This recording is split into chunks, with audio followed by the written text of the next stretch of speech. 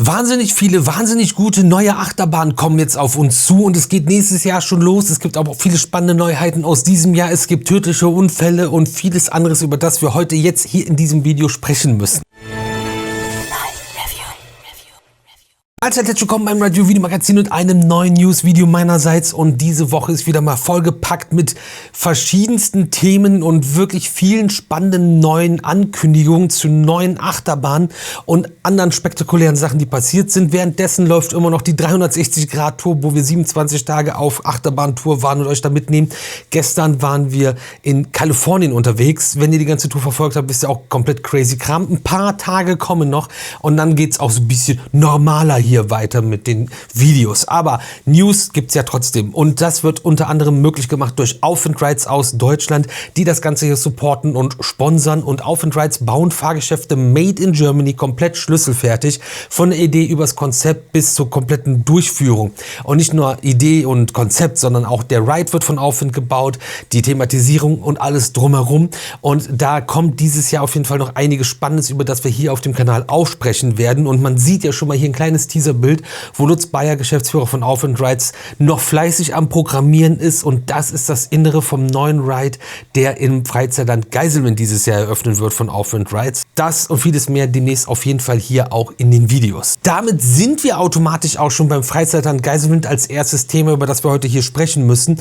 Und zwar gibt es da auch ein paar Verkäufe. Jetzt ist es offiziell und es ist durch mehrere Foren und weiß ich nicht wo überall gegangen, und man hat es überall lesen können. Man hat es an verschiedensten Stellen lesen können, und zwar werden mehrere Fahrgeschäfte verkauft. Es waren anfangs auf jeden Fall noch mehr als das, was jetzt in den Inseraten zu sehen ist, aber unter anderem die Achterbahn Black Hole soll den Park verlassen, steht zum Verkauf. Dann auch die Achterbahn Cobra oder auch die Frisbee von SBF Visa. All diese Fahrgeschäfte stehen zum Verkauf, und man könnte vermuten, dass vielleicht dann das Ganze eine Qualitätsoffensive ist, wenn man sich anguckt, was wir gerade gesehen haben, was Aufwind da baut. Aber auch verrückt, dass zum Beispiel die Achterbahn Black Hole den Park verlassen soll, weil das ist meiner Meinung nach eine richtig, richtig coole Bahn. Mal schauen, was wird und wie es weitergeht in Freizeitland Geiselwind. Wir werden euch da auf jeden Fall auf dem Laufenden halten, und um das auch zu supporten und nicht zu verpassen, lasst ihr jetzt gerne ein Abo hier, kostet euch nichts, hilft uns aber ungemein weiter. Iron Shark. Über diese Achterbahn haben wir hier schon gesprochen, weil wir in einem Vlog vor Ort waren. Ich glaube, es gab sogar ein Einzelreview, und mir wurde das jetzt ziemlich oft geschickt und mich wurde auch in Real Life drauf angesprochen, denn da gab es quasi einen Vorfall in Anführungsstrichen. Also scheint das Ganze ein Thema zu sein. Dafür geht es zum Galveston Island Historic Pleasure Pier. Das ist der Name des Parks, wo Iron Shark steht. Das ist ein 2012 eröffneter Eurofighter der Firma Gerstlauer Amusement Rides. Eine richtig coole Bahn, steht auf dem Pier über Meer, und ja, wie gesagt, gibt es da auch Videos zu von uns. Und Iron Shark ist auf dem Lift stehen geblieben. So normal erstmal. Das Problem ist aber, dass es wohl laut offiziellen Angaben lag das Ganze an einer Fehlfunktion, was auch immer das bedeuten soll. Und jetzt kommt das Problem. Die Leute mussten evakuiert werden, und der Lift ist bei einem Eurofighter meistens ein Vertikallift, wo es senkrecht nach oben geht, und es war fast die höchste Stelle, wo das Ganze dann zum Stehen gekommen ist. Also keine Möglichkeit, den Wagen einmal über die Kuppe zu bringen. Ich meine aber, es müsste eigentlich einen Notablass geben, dass das Ganze auch langsam runtergelassen werden kann. Ich weiß nicht, ob man das einfach nicht gemacht hat, ob das da nicht vorgesehen ist oder wie da die Regeln sind, und die Feuerwehr kam, um die Leute rauszuholen. Das Ganze dauert also dementsprechend lang, ist dadurch etwas dramatischer, in Anführungsstrichen auch. Aber an sich ist das der Beweis und zeigt, dass alle Sicherheitsvorkehrungen greifen und funktionieren und dass nicht unkontrolliert Achterbahnwagen auf der Strecke rumfahren, wenn sie es laut dem System nicht machen sollen. Und das Schlimme ist halt, es ist ziemlich hoch, und jeder wird einzeln rausgeholt, und der kritische Punkt ist natürlich der Ausstieg aus dem Wagen in den Rettungskorb der Feuerwehr. Das dauert natürlich dementsprechend auch lang, weil jeder auch vorher noch angegurtet wird und so weiter und so fort. Und wirklich das Einzige, was echt schlimm bei der ganzen Sache ist, dass es ein Video gab, wo jemand, also derjenige, der das Video erstellt hat, behauptet hat, dass eins der Mädchen, die da rausgeholt wurden, wohl unsittlich angefasst worden wäre und dann Klage erheben wollen würde. Also einmal glaube ich nicht, dass irgendein Feuerwehrmann da oben in so einem Korb nicht was Besseres zu tun hat, als jetzt irgendwelche Mädels zu begrabbeln. Zum anderen, selbst wenn man irgendjemand irgendwo in Anführungsstrichen unsittlich berührt, ist das, glaube ich, auch keine Absicht, wenn man versucht, jemanden da lebendig und heil und sicher rauszubekommen. Und jetzt kommt das Allerschlimmste. Der Videoersteller hat sich das Ganze nur ausgedacht und das ist gar nicht so gewesen und es wurde auch von niemandem Klage gegen irgendjemanden erhoben. Das ist, glaube ich, das Allerschlimmste, was es überhaupt geben kann, so ein Blödsinn. Und wenn wir schon bei schlimmen Themen sind, machen wir da jetzt auch noch weiter, damit wir das irgendwie hinter uns haben, bevor die ganzen tollen Nachrichten kommen. Miramar ist ein Wasserpark, ein Spaßbad in Baden-Württemberg und dort kam es am Pfingstwochenende zu einem tödlichen Unfall. Die Ermittlungen dazu laufen noch, aber ersten Erkenntnissen zufolge wurden die Regeln für diese Rutsche, auf der der Unfall passiert ist, nicht befolgt und es ist eine Einzelpersonenrutsche und eine Gruppe von Männern zwischen 25 und 30 Jahren ist einfach mit 5 Leuten gleichzeitig dort runtergerutscht und dabei kam es zu einem Unfall, wo infolgedessen ein 25-Jähriger verstorben ist. Das ist tragisch genug, das ist vor allem für die Hinterbliebenen das Schlimmste einfach und es ist wieder mal ein Beweis dafür, dass die Eigenverantwortung, die ich immer wieder in Videos Leuten aberkenne, dass das nicht funktioniert, halt wirklich nicht funktioniert und man Regeln aufstellt und denen das wahrscheinlich auch noch gesagt hat und das trotzdem immer allen egal ist und es gibt halt Gründe, warum man da nur einzeln runterrutschen soll, aber das soll jetzt nicht zu weit aufgebauscht werden, weil es halt so schon dramatisch genug ist, aber auch einmal die Meldung dazu. Und noch negativ für alle Raucher. Baden-Württemberg hat das Nichtraucherschutzgesetz wohl etwas angepasst. Auf jeden Fall gibt es seit dem 1. Juni eine Anpassung,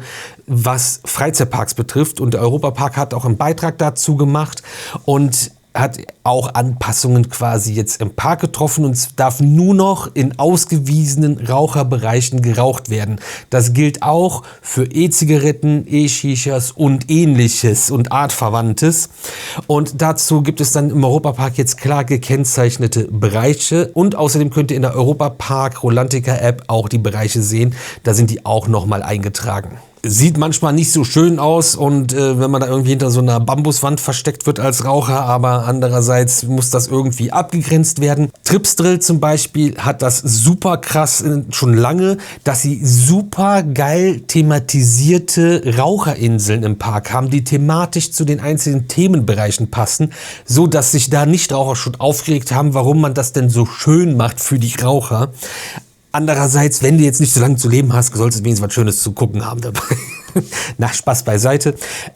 Ich glaube, das ist immer noch alles ziemlich human, wenn man das zum Beispiel mit dem einen oder anderen US-amerikanischen Freizeitpark vergleicht, wo Raucher den Park verlassen müssen. Das ist jetzt kein gekennzeichneter Bereich im Park, sondern du musst komplett aus dem Freizeitpark raus, wenn du eine rauchen möchtest. Das ist, glaube ich, ein bisschen heftiger. Andererseits haben wir auch schon in der Schlussbremse von Achterbahn dann Dampfwolken gesehen, wenn dann gedampft wurde, wenn man in der Schlussbremse stand. Also alles verrückt. Was denkt ihr? Was wäre da die ideale Lösung eurer Meinung nach? Ich bin mir da nicht so sicher. Und wenn wir bei deutschen Gesetzen sind, auch ein kleiner Exkurs zum AGG, dem Allgemeinen Gleichbehandlungsgesetz. Und eigentlich ist das jetzt hier kein riesiges Thema, was irgendwie hier groß stattfinden müsste. Aber ich bin jetzt irgendwie über 2 Beiträge gestolpert in den letzten Tagen, an einem Tag, glaube ich, waren das sogar beide, wo ich dachte so, Moment mal, da habe ich doch, irgendwas hat doch mal da geklingelt. Und eigentlich muss sowas zum Beispiel wie MWD hinter jeder Stellenanzeige stehen, aber es gab jetzt Stellengesuche, wo das nicht so war. Und das ist jetzt nur mal so ein Hinweis meinerseits, soll ja jeder machen, wie er meint, aber wenn dein Mitbewerber das irgendwie auch sieht und sich dann daraus einen Vorteil hofft, dass der dich anschwärzt, könnte das ziemlich teuer werden. Und es gibt nämlich so 2 Dinge, die ich gesehen habe. Und einmal werden 2 feste Mitarbeiter zum Mitreisen gesucht. Nichts mit MWD, was dahinter sein müsste. Oder es gibt auch Alternativen wie zum Beispiel MWX oder GN oder. Ne? Also kann man ja auch nachschlagen, aber MWD ist ja das Gängige. Und noch spannender ist, junger Mann zum Mitreisen gesucht. Und das ist doppelt unzulässig. A, gibt es die Diskriminierung, dass nur männliches Personal gesucht wird und B, nur junge Menschen gesucht werden und damit werden ältere Menschen diskriminiert. Also das ist, ja, vor allem im Kirmesbereich ist das ein Klassiker, eigentlich schon Kulturgut und wirklich diese Schilder sind auch einfach geil. Das ist ja einfach, dieser Stil, das ist einfach cool und das ist einfach oldschool. Nur oldschool lässt sich nicht mehr so mit der deutschen Gesetzgebung scheinbar vereinbaren. Aber nicht nur in Deutschland ist alles ein bisschen schwieriger, wenn man einen Freizeitpark betreiben möchte. In den Niederlanden sieht es jetzt nicht unbedingt viel besser aus und deswegen sind wir beim Freizeitpark in Rotterdam. Und Henny van der Most, der 76-jährige, Freizeitpark-Pionier, der aus einem Atomkraftwerk einen Freizeitpark gemacht hat. Das Wunderland Kalka kennt ihr aus vielen unserer Videos. Hat seit 14 Jahren vor, aus einer alten Müllverbrennungsanlage in Rotterdam das Rivoli Rotterdam zu machen. Also eine Mischung aus Rotterdam und Tivoli im Namen. Und einen Freizeitpark zu eröffnen mit einem Schwarzkopf-Klassiker, einer Wildcat und verschiedensten anderen Fahrgeschäften, die dort standen. Das Ganze hat so ein bisschen ins Schleppen gekommen und es fehlten jetzt am Ende halt irgendwie noch ein paar mehr Investoren. Die sind aber nicht mit eingestiegen, weil der Pachtvertrag für das Gelände mit der Stadt Rotterdam nur bis 2030 geht und es nicht wirklich gute Aussichten gab, dass diese auch verlängert wird. Und so stand mitten im Hafen von Rotterdam, Rivoli Rotterdam, schon lange kurz vorm Aus. Aber Henny van der Most hat komplett sein ganzes Geld da reingesteckt. Ich glaube, insgesamt waren es irgendwie am Ende jetzt 50 Millionen Euro, um dieses Projekt doch noch irgendwie zu realisieren. Und wenn nicht genug Investoren zusammengekommen wären, wäre der Plan gewesen, okay, dann muss es vielleicht einer komplett kaufen und das ist jetzt auch passiert. Und es macht es nicht unbedingt positiver, denn der Millionär Wim Beelen, der durch Abriss- und Recyclingunternehmen reich geworden ist, hat das ganze Gelände ersteigert und möchte dort einen großen Abenteuerspielplatz quasi drauf errichten, der dann Spälen bei Bälen heißen soll. Geiler Name auf jeden Fall, das ist ziemlich cool. Aber es ist sehr schade um den Park und inzwischen wurden auch schon Fahrgeschäfte abgebaut und sind verschwunden und teilweise werden Fahrgeschäfte auch einfach klein geschnitten und gehen in die Verschrottung. Da kennt man sich ja auch dann vor Ort mit aus. Und das ist dann jetzt auf jeden Fall definitiv das Ende für den Freizeitpark in Rotterdam. Wenn irgendwo eine Tür zugeht, geht eine andere auf, wie man so schon sagt. Und so bekommt England einen neuen Freizeitpark. Haben wir auch schon drüber gesprochen. Und es gibt jetzt den Namen sogar in offizieller Schreibweise Universal United Kingdom Resort. Und das sagt eigentlich noch schon alles. Es wird einen Universal Freizeitpark in UK geben, in Bedfordshire. Und das Ganze ist nördlich von London. Und Comcast Embassy Universal, der Mutterkonzern über den Universal Freizeitparks, wird 5 Milliarden Euro in den Bau dieses Parks investieren. Das Ganze läuft dann jetzt 5 Jahre und 2031 soll dann Universal United Kingdom Resort eröffnen. Eine weitere Milliarde Pfund soll nach Eröffnung des Resorts in den ersten 10 Jahren auch nochmal investiert werden. Also das heißt nicht, dass sie jetzt 5 Jahre einen Park bauen, dann ist der fertig, sondern innerhalb der nächsten 10 Jahre werden auf jeden Fall nochmal Klopper-Neuheiten kommen. 1,3 Milliarden Pfund wird auch die britische Regierung zuschießen für Verkehr und Infrastrukturausbau für die Region, was wahrscheinlich ziemlich nötig ist. Man kennt die kleinen süßen Straßen in England und ich glaube, das soll planungsmäßig ein paar Leute kommen. Über 1 Million Gäste aus dem Ausland werden erwartet im Jahr und ähnliches. 28.000 Arbeitsplätze entstehen vorerst, 20.000 für den Bau und 8.000 Arbeitsplätze für den Betrieb des Resorts am Ende. Muss man sich mal vorstellen, 8.000 Menschen arbeiten dann für einen Freizeitpark. Es gibt noch viele spannende weitere Zahlen, die absoluter Wahnsinn sind, die euch jetzt aber, glaube ich, nicht hier viel weiterhelfen. Und das wird auf jeden Fall ein super spannendes Projekt. 5 Jahre ist gar nicht so weit weg und spannend, dass sowas funktioniert. Aber wir sind auch nicht in der EU oder gar in Deutschland, wo es selbst schon bei Sommerrodelbahnen irgendwie nicht vorangeht. Nichtsdestotrotz geht's in der EU voran. Und Walibi Belgien ist auch ein Freizeitpark, der wirklich echt krass gewachsen ist, super gut dasteht, tolle Attraktionen hat, super schön aussieht. Und dieser Park bekommt 2028 eine Neuheit, über die wir uns alle, glaube ich, sehr freuen werden. Auf jeden Fall Leute, die große, aufregende Achterbahnen fahren möchten. Denn Werewolf, die Holzachterbahn, eine alte Holzachterbahn der Firma Vekoma, wird umgebaut von RMC Rocky Mountain Coasters zu einem Hybrid-Coaster. Und von der klassischen Holzachterbahn, wo man normal unterwegs ist, wird es zu einer verrückten Achterbahn, die teilweise sogar über Kopf fährt und und das auf diesem Holzgebälk. Wenn euch interessiert, wie RMC arbeitet, was sie so machen, hier verlinke ich euch auch gerne ein Video. Wir waren bei RMC im Werk und haben uns das Ganze vor Ort mal angeguckt, wie diese Achterbahnen gebaut werden. Und ja, was man im Walibi Belgien vorhat, ist auf jeden Fall krass. Es entsteht ein neuer Themenbereich, Festival World, der auch neue Rides bekommt, so kleine Family Drop Tower zum Beispiel, kann man auf den Artworks schon erkennen.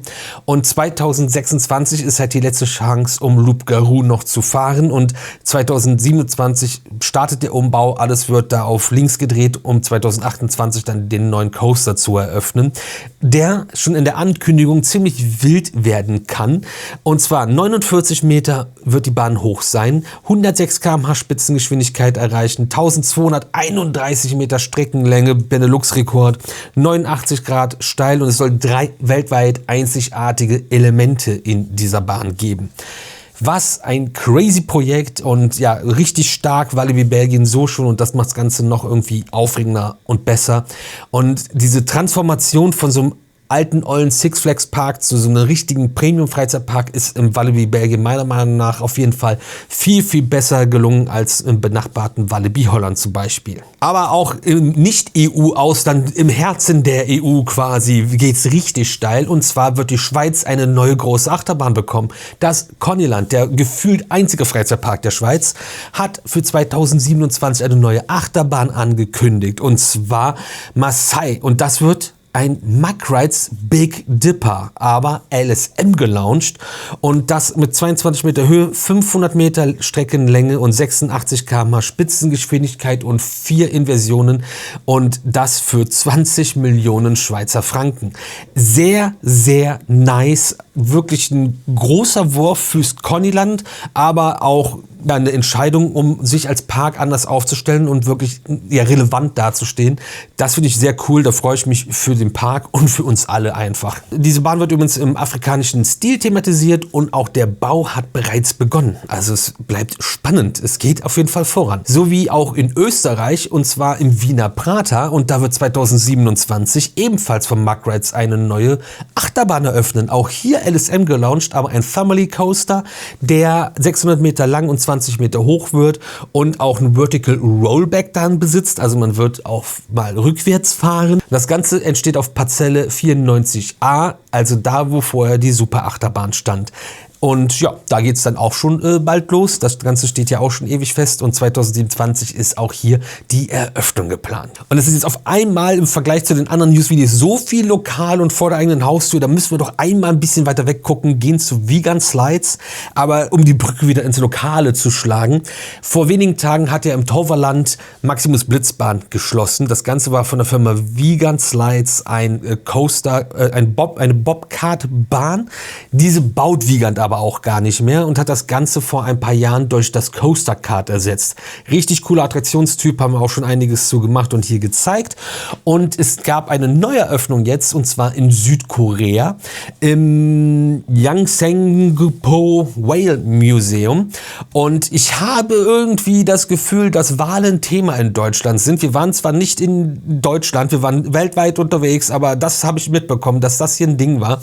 Und lebensgroße Wale kann man da sehen und durchfahren, und es ist auch ein Walmuseum, also ist ja ein relevantes Thema. Aber Vegan Coaster Kart da zu installieren, sehr cool, sehr passend und eine familienfreundliche, schöne Attraktion meiner Meinung nach. Aber auch weltweit gibt es natürlich große, wilde Neuheiten 2027, und deswegen gucken wir mal nach Six Flags Fiesta Texas, und die haben auch eine neue Achterbahn angekündigt, und wenn im Walibi Belgien quasi der Werwolf geht, kommt er nach Fiesta Texas, und zwar Werewolf George wird von Vekoma ein Family Launch Coaster, ein multi-gelaunchter Family Launch Coaster. Und der längste Family Launch Coaster der Welt mit 1255,8 Metern, das behauptet auf jeden Fall Six Flags. Ich habe noch keinen Faktencheck dazu gemacht, das ist jetzt ein bisschen viel gewesen. 72,4 km/h Spitzengeschwindigkeit werden auf jeden Fall erreicht, und 32 Airtime-Punkte sind auf dem Streckenlayout verteilt. Lim gelauncht das Ganze, es gibt einen Launch am Anfang, und dann gibt es einen Pendel-Launch noch zusätzlich, dass man auf 4 Launches bei dieser Bahn kommt. Und insgesamt das Ganze auch noch mit Thematisierung, ein paar, ich nenne es mal Animatronics und viel drumherum und eine große Bahn. Genau so müssen Family Coaster gedacht werden. Tolles Projekt, freue ich mich drauf, und ja, gefällt mir. Sieht zwar sehr aus wie nach einer Bahn aus Dollywood, aber ansonsten richtig coole Sache. Und super cool bei Family Coastern ist es, wenn diese Dinger auch jahrelang halten und Generationen verbinden. Fort Fun Abenteuerland feiert nämlich dieses Jahr 40 Jahre Marienkäfer-Achterbahn. Holla die Waldfee. Das ist echt krass. Large Tivoli Coaster von der Firma Cira Rides. Ich weiß nicht, ob das so schlau war, so haltbar zu bauen, da verkaufst du weniger. Aber Glückwunsch an Fort Fun Abenteuerland und an Cira Rides, dass die Bahn so lange läuft. Und wenn ihr Bock auf ein Cira Rides T-Shirt habt, wo ich euch nicht garantiere, dass das 40 Jahre hält, dann guckt mal bei ridereview-shop.de, da gibt es nämlich so eine geile exklusive Collab zwischen Cira und Ride Review. Und dann könnt ihr euch ein Cira-Shirt in eurer Wunschfarbe nach Hause holen. Und ansonsten war das echt viel, was jetzt wieder los war, und ich schicke euch damit in ein wunderbares Wochenende. Wenn das Wetter nicht so gut ist, setzt euch hin, checkt die Vlogs der 360-Grad-Tour, da gibt es auf jeden Fall einiges zu gucken. Und ansonsten jeden Tag um 18 Uhr sehen wir uns auch hier wieder zu einem neuen Video auf dem YouTube-Kanal.